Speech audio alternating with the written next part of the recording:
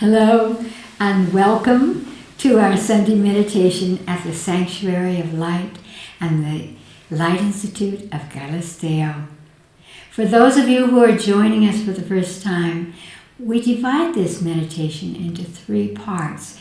Each one allows us to use the power of meditation through our own body's vehicle to enhance our purpose and our presence and the peace within us that radiates from us. And that's why we divide it.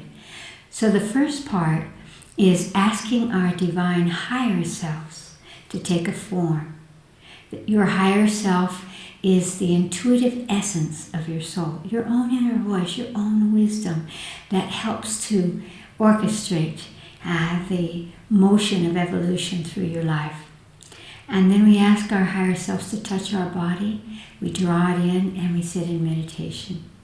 Now, because this is through machines, you can push the button onto pause after that so that you can sit in meditation for as long as you want with your higher self flowing through you and sort of activating and amplifying that divine energy in you. And then I'll make a sort of sound, and that's when you push the button. And then the second part of the meditation is the art of radiance, because we are made of light and we need to utilize that light to dissolve the shadows and the darkness and the confusion. And simply by using our consciousness, we can create something that changes our own lives and this world. So we imagine that we're drawing white light from the cosmos down through the top of our head and bringing it into the stomach area, which is the focal point of the emotional body, and from there radiating it out. And I like to radiate it out across the planet so that as I'm extending my auric field, I'm extending this beautiful light from me, I'm already including our planet, which of course is why we're all here as a soul family. And then back out into the cosmos, and then drawing it down again. And just in that part of the meditation, just feeling how you can use your vehicle to bring the light through you and out from you. And again, practice that art of radiance. To consider ourselves, to feel within ourselves that we are radiant beings makes a huge difference. Another And the third part of the meditation, we look at a situation or a place on the planet that needs our energy to be given off. And that's why I love these meditations, because you from around the world with the Light Institute are radiating energies that are healing and that are supporting a shift in what is here, what is our daily reality. This week we've had a request. Last week we worked on the fires that are burning around the world, and this week the request was that we focus on all of the animals who have died in those fires, or who are maimed or are hurt in those fires, so that as we send an energy to them, that they could escape them, or that they could be without pain. You know that we have a critical situation with animals on this planet right now. Almost half of the species on our planet have disappeared in the last 100 years. And in the last few years, many have become extinct or are on the danger lists around the planet. Recently, we had birds by the hundreds falling from the skies everywhere, because there's no oxygen in the skies, because of the fires, because of the volcanoes, because of what we need to change at this moment. And so we are coming to a place, especially with COVID-19, where we are sequestered in our homes and we are beginning to see nature in a different way, gardening and feeling the power of the consciousness of our pets, quote pets, those that are accompanying us. And so we are giving new value to their lives. And so this meditation is an extension of that value and that sense of wanting to protect the lives of all the different species that have inhabited this plane long before the two-leggeds arrived. Are you ready now to come into this state of meditation? One of the ways that we do that is by the exhalation of our breath. When we breathe out, and so we will exhale very slowly, it causes the sympathetic nervous system to quiet down so that the parasympathetic nervous system, which is the one that brings us into a meditative state, can be activated. Let's begin our meditation by closing our eyes. Breathe in through your nose and slowly breathe out through your mouth. And feel your brain slowing down into alpha, into the meditative states. Breathe in. And once more, breathe out slowly. And now ask your higher self, the intuitive essence of your soul, to take a form for you. It could be a being or a light or a tree, an animal, an equation. It doesn't matter what form, just that form will help our third-dimensional reality to awaken and access it. So breathe in and just perceive, take the first form that comes into your consciousness. And whatever comes to you, ask your higher self to touch the place in your body where you hold your divine essence. Just imagine that it's touching anywhere in your body right now. And breathe that touch in so that you're receiving that touch of your own divine energy, activating that point of entrance. So breathe that touch into your body.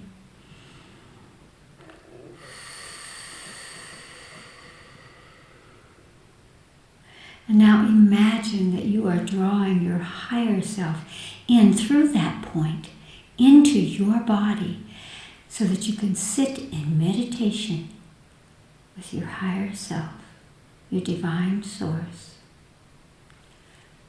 Om.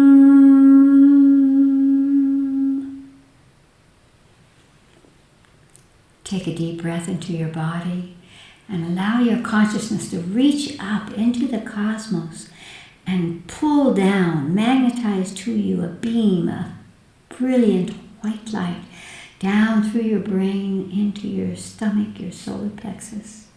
Feel it there spreading out, quickening the energies of your emotional body. And gathering it back up again and laser that white light out across the planet and back up into the sky. And continue that cycle of drawing it down and radiating it out and feeling as if as you receive it and you give it out, that you are amplifying the light on our planet. It is the light that illuminates our potential, the possibilities, our consciousness.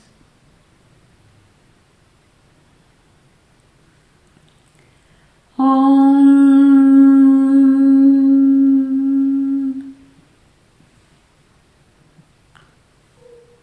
Take a deep breath into your body and imagine all of the animals on this planet, the wild animals of every species, the domesticated animals, all of the animals who are suffering, who are losing their lives because of the fire element and other elements that we have created. Bring them into your mind's eye and enjoy perceiving all the different species, so magical, so powerful. And ask them what frequency of light, what color they need from you to be able to escape the fires, to find new homes, to adapt. Take the first color that comes into your consciousness. And again, that color that they have shown you, and draw that color from the cosmos, that beautiful color that they showed you. Feel it going down to the top of your head into your solar plexus, and radiate that color that they asked for to them. And feel as you continue that process of drawing it down and extending it out, that frequency of light is creating an opening, is creating a potential whereby they can escape from the fires, escape from the hurt, the harm, and they can adapt to new places so that their species, all of their species, can survive these changes in our environments. Continue to send that light to them till you feel a shift, till you feel as if they've received it and that something is different.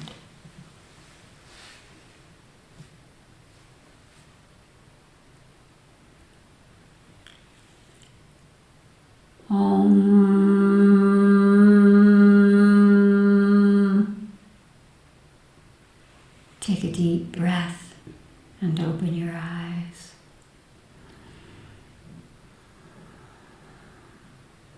Thank you for that meditation. My higher self wanted me to add something to that energy that we've just given. And that is something that is true also for all the people who have died in fires and even the people that are dying in this pandemic. That there is a purpose and there is a time element to life and death. There is a choice of a soul. And that these animals who have suffered, and you've hopefully seen these pictures of them on the internet, that they are allowing themselves to be in those places at those times in order to bring about a compassion, an awakening, a new caring for them by the human heart. And that for them is worth, if we could begin to know them, if we could begin to see that they are sentient, which means that they are conscious, that we would take care of them. We would see that taking care of others, whether they are two-leggeds or wingeds or finned or four-leggeds or creepy crawlies, whatever they are, that we can and must help them, because their presence actually provides our safety in terms of our species as well. We are inextricably intertwined. And so when we know that they have been hurt and dying, the idea there is that they give their lives for us to know this, and therefore for us to take action. Even if that action is just as you did just now, extending light to alter the realities, or in some other way that you might now be inspired to participate in, because you are aware of these things and because you carry within your human heart the love of all that lives. This second part of our meditation on Sundays is called Knowings, and it's a session of questions and answers, and we invite you all to bring your questions to us. Eventually they will be heard and spoken, and so each week we have these questions that hopefully will inspire us and uplift us in our personal lives and in our collective consciousness.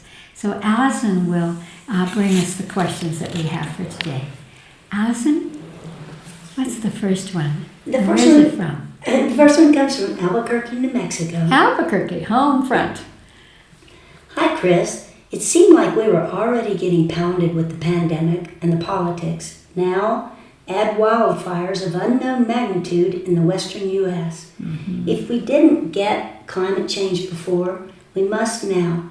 How can we as a species change our behavior to shift this trajectory and bring balance to our Mother Earth? Thank you for that. I was just answering a part of that, which is that we want to look upon all of these disasters as something that's speaking to us. And not just whispering, but actually shouting to us, look at this. Do you care? Will you participate? And we want to find that yes, that individual yes and that collective yes. One of the things that I've noted in this world is that you can't really get people to participate by making them feel guilty. We can make them feel aware. We can educate each other and ourselves. And what I love about what's happening that gives us the opportunity to change the way we live, because again, what happens in nature is, as you can well see, is influencing us now. I think there are very few people who would still have their blinders on and say there's not a change going on in the climate. In this warming of our climate, there is. And it's affecting all levels, all species, and all environments. And nature showed us when we started this sequestering at home through COVID-19, how quickly, in places where there was tremendous smog and pollution, and within a couple of weeks, there were blue skies, there were changes. And so I think that was nature saying, look, you can do something. It matters.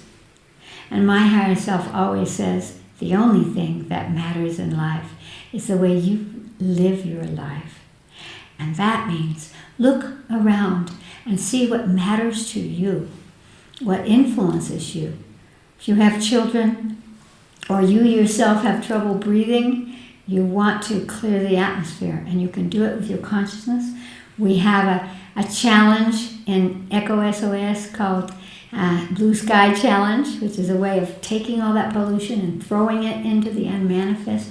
There's so many ways that we can participate, but one that's very important is to communicate, and to communicate with your heart and in a powerful way, in a happy way, the potential, and to communicate that to each other, to your friends, to your family. Let's get involved. What shall we do? It's amazing to me how the little children sometimes will come up with incredible answers. We could do this, we could do that. And so the changing of our behavior begins with the changing of our hearts and the changing of our consciousness, what we are aware of, and that we recognize that now in this global arena, what's happening in Africa, what's happening in Europe, what's happening in Asia, or down under, is influencing us. Many, many years ago, my higher self said that the two most powerful energies to affect our lives would be water and air. And this is what I'm saying now, water and air. And so we want to address that. How can we participate in pure water? How can we lower the temperatures of the seas, for example, so that the hurricane levels are less? How can we calm the wind? The wind just wants to blow, but it could blow like a warm, gentle breeze. It could sleep, and we can influence that through our consciousness and through the choices that we make at an everyday level. So please know that we are growing into this, and we will get there. We will get there because you and I are right now discussing it and working together to use our consciousness. So just as we did in our meditation a few minutes ago, send your light to calm the wind, send your light to cool the seas, send your consciousness out into the world to protect all species, and you will make a difference.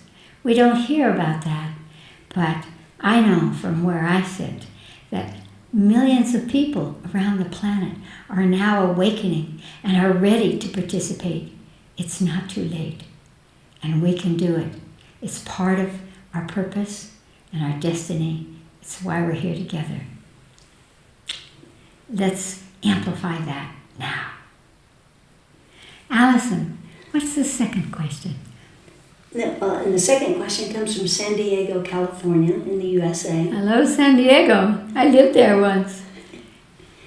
Chris, I heard you say that using drugs can open people to possessive energies.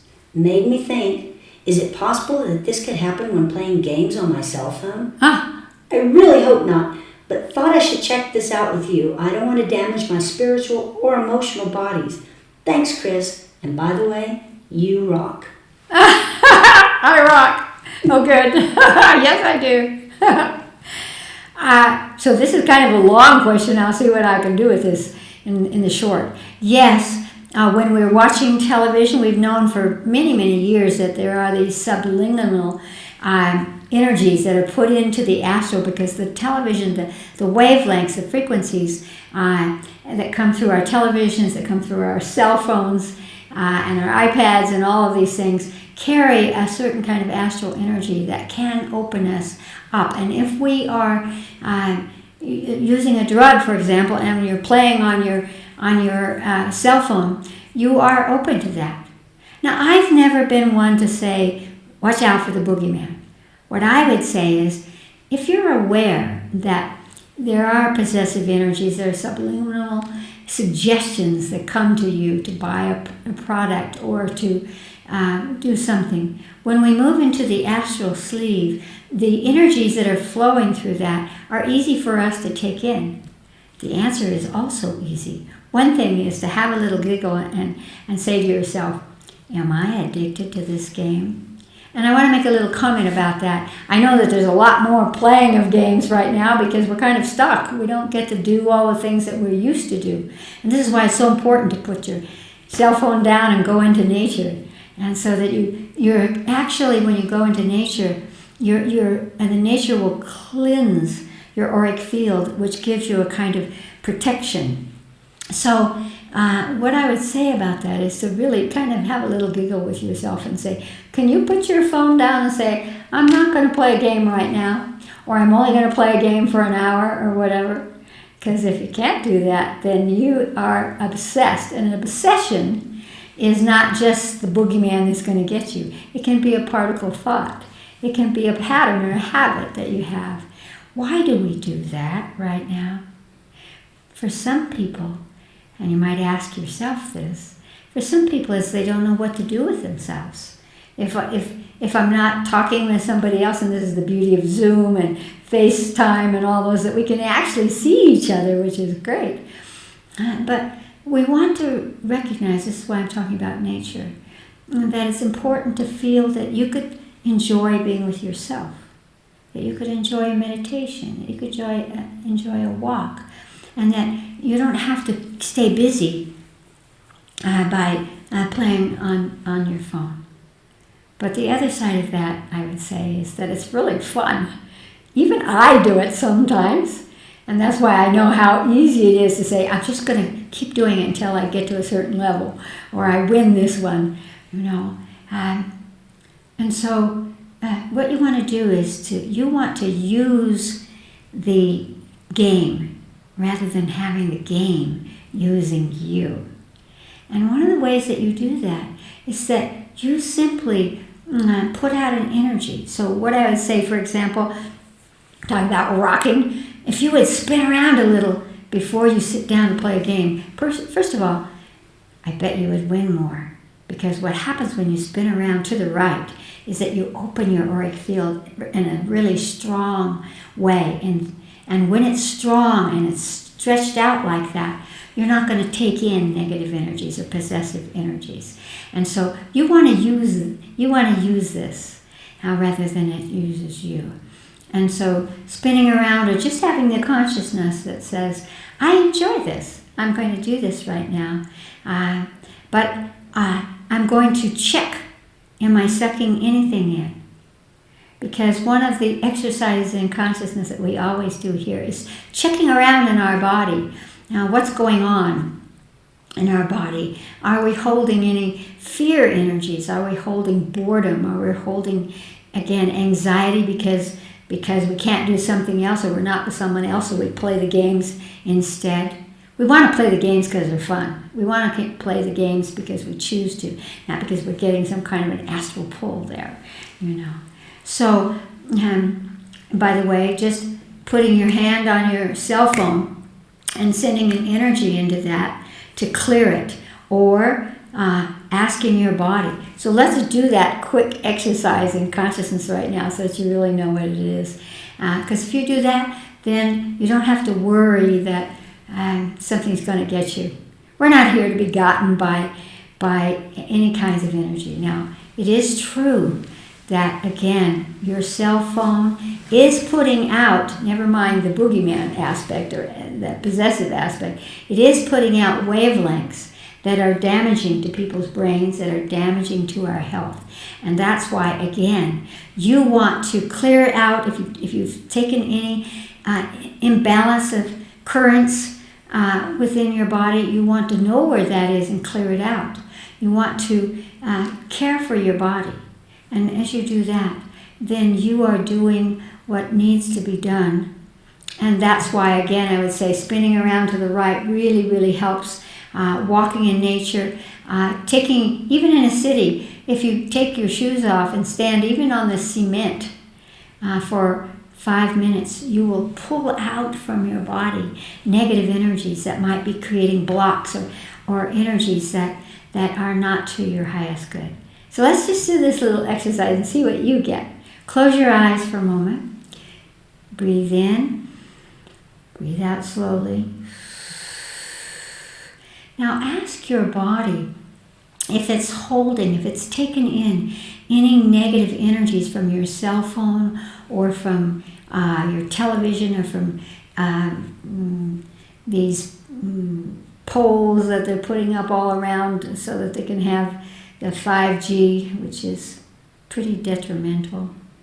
Just ask your body to show you any places where you may have sucked in something of these frequencies that don't serve you. You might see a place or hear it or feel it in your body. See what you get.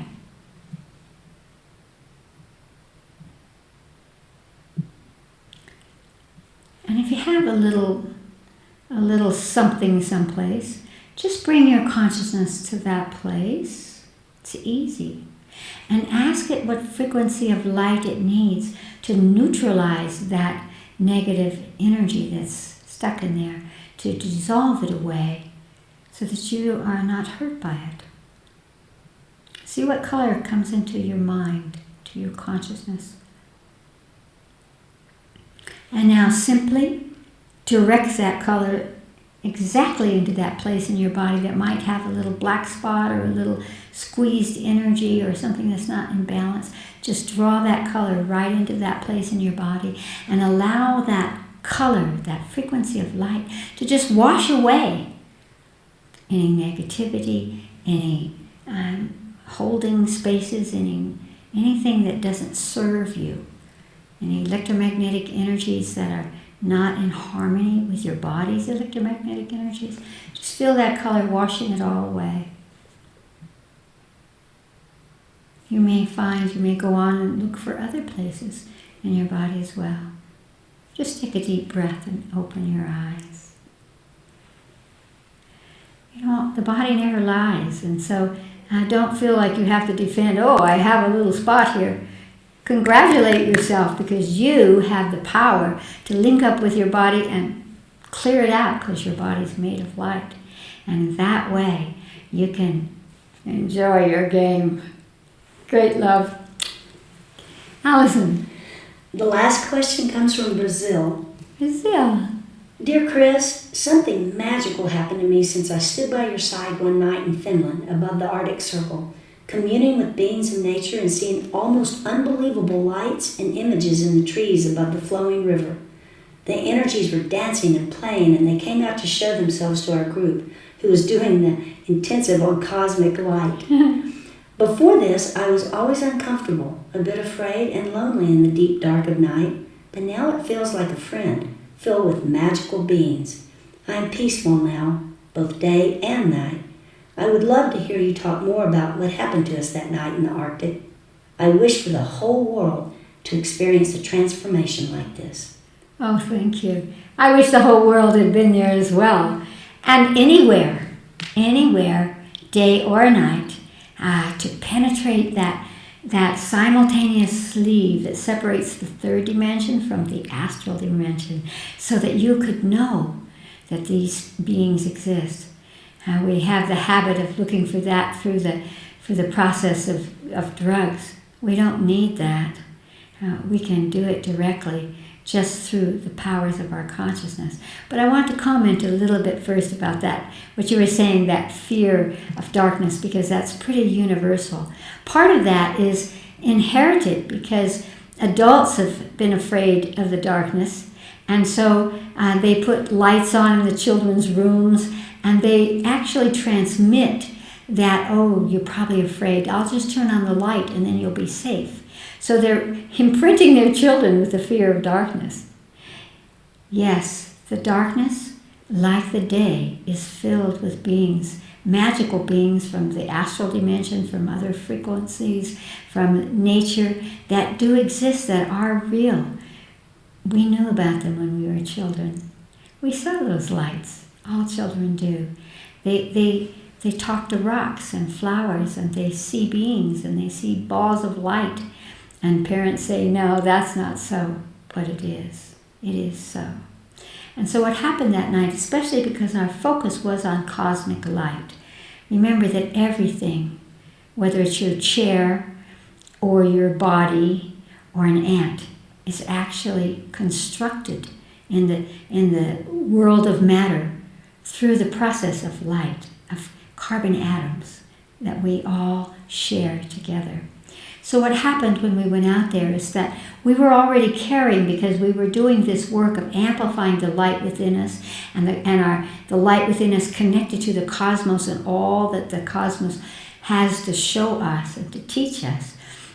So when we went out in Finland, which of course is a great place, partly because the Finnish people hold within their consciousness a sense of truth, that there are dimensions that are real. They don't think it's unscientific to know that there are fairies, or that there is the spirit of the water or the stars or the trees. They experience these things, and they pass this down in their legends. And this is one of the reasons I love Finland so much. And they share them. And they look for those things. So when we went out that night, and I believe I had also talked about fear of darkness, and we had kind of cleared that fear, where you're holding a fear of darkness, out from our bodies, so that we were ready to realize something that is true. And that is that the darkness is kind of like a blanket that surrounds us and comforts us and holds us into our energies and allows but the consciousness to expand. And so we were comfortable and we were safe.